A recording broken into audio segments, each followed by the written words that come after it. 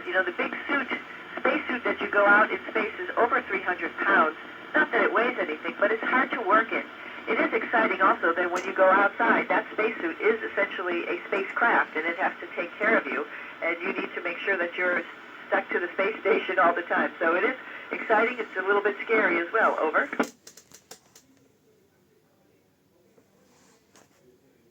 So there's all sorts of experiments about primarily, about us, how we live and work in space, but also exploration. We're trying to plan for the next things that we're doing, going back to the moon, going on to Mars, how to grow plants in space so we could feed ourselves, stem cells so we could maybe help ourselves if somebody gets hurt when they're not close to Earth. So there's all sorts of experiments going on. Over.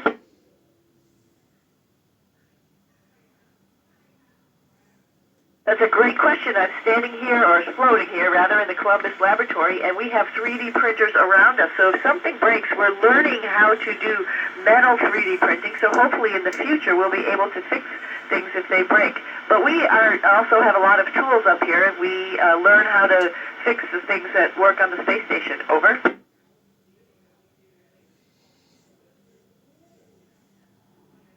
So, we all do everything. It's pretty interesting. It doesn't matter if you're a doctor or a pilot.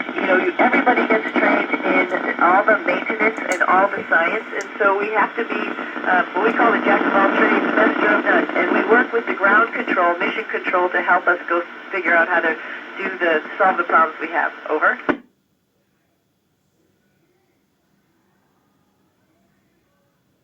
Great question. It's a little confusing if you based your day right on the sun, but we base it on Greenwich Mean Time, and we have it like a normal day. We wake up around 6 o'clock and go to bed around 10 o'clock, and the work day really starts at between 7 and 6, with a lot of working out. We have to work out in the middle of all that as well as do all the science and maintenance. Over.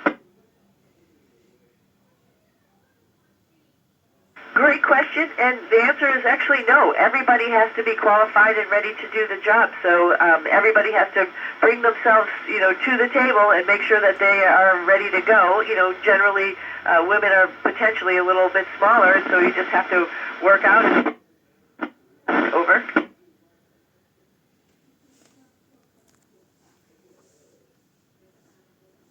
You absolutely get used to it. Honestly, I'm starting to forget what it's like to walk because we float everywhere. And so at first it is a little bit hard, you're a little bit clumsy, and then you get a little, better at it and are able to perfect how you float and what you want to do. Like, for example, throwing things. You don't throw up anymore. You figure out you have to throw just sideways to get something to go from one place to another. Over.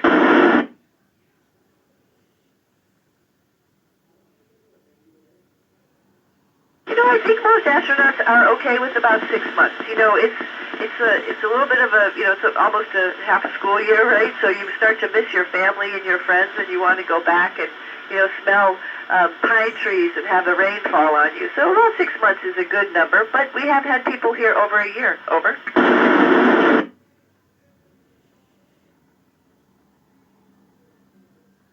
So, yeah, of course, there's a lot of interesting things because the spacecraft is in the sun part of the time, like you mentioned earlier, and then it's at night, so there's a lot of metal outside, so it creaks.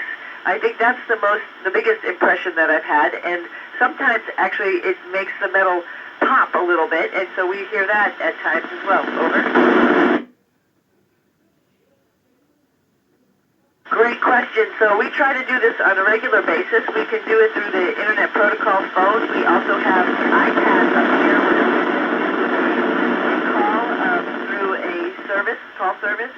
We have computers where we could write email and do video conferences. Over.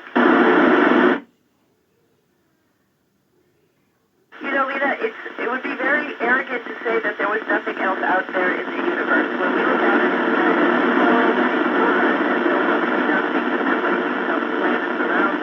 that might have something similar to life that we know. Over.